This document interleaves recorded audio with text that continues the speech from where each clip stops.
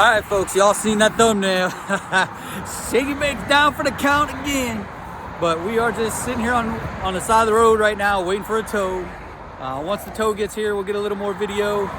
And when we get to the house, I'll show you what happened. Alright folks, you saw what the problem was. You saw old Shake and Bake on the old tow truck once again. And it's because of the 80 amp fuse block that Fore Innovation uses. So I went all over the place. So I went car store to car store. I even went to Home Depot. I went to Pep Boys. I went to AutoZone. I went to Advance Auto. I went to Napa. I went to Parts. What is it? Parts Unlimited or something like that. I went everywhere looking for one of these 80 amp fuse blocks. None of the car parts stores had them. Eventually, the last guy, the Parts Unlimited, I think, he sent me to a car audio guy down the street from him in Annapolis. And 10 minutes guy had me hooked up in and out, had me fixed. So I'm gonna go ahead and show you the one that is broken, and you can hear it, right? So the bolt inside there, so inside this casing holding the wire down, came loose. And talking to the audio guy, he's seen those types of fuse blocks do that all the time. So keep an eye. If you have that fuse block from Fore Innovations, make sure you keep an eye on it and keep it tight, or you'll wind up like me on the side of the road getting a tow truck, because you're not going to have any fuel system. But so that's what happened. Is basically one of the screws came loose on the wire, shorted it out, melted it down, and boom, no fuel. But I did go, like I said, to an audio shop. He hooked me up, pretty much cut the wire, added a better fuse block to it. I was in and out the door for 60 bucks. So quick, easy, cheap fix. And let me show you the fix. All right, I know I should have showed you guys the install, but the install is pretty simple, especially where I have it, right?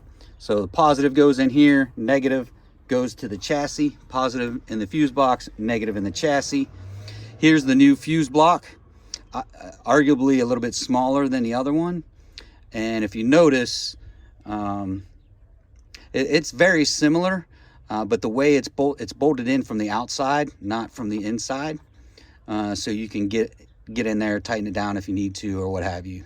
And then it just runs up underneath here, and right there, right behind here is where my fuel pump relay is.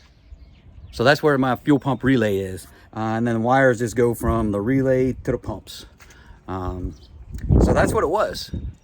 It was just that fuse block just happened to, the screw inside just happened to come loose, shorted everything out, and $60 later, I got a supposed better one from the audio guy, right? And I took it for a drive around the block, probably a couple miles just to make sure. So I let it idle for a while just to make sure. And yeah, so that's what the problem was. A pretty easy fix. But that's going to do it for this one, folks. If you're stopping in for the first time, please check out the rest of the channel. If you like what's going on with the rest of the channel, do me them few things. Like, subscribe, smash the bell, shoot me a comment, share it on your social media. I'll definitely appreciate it. Shake and Bake back here will definitely appreciate it, because every red penny from YouTube goes right back into Shake and Bake. That's it for this one, folks. Racing coming up this weekend.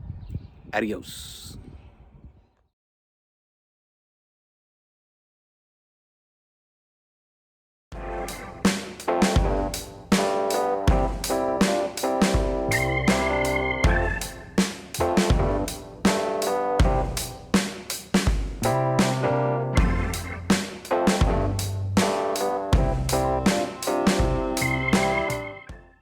Swagger down the street with your red lips and funky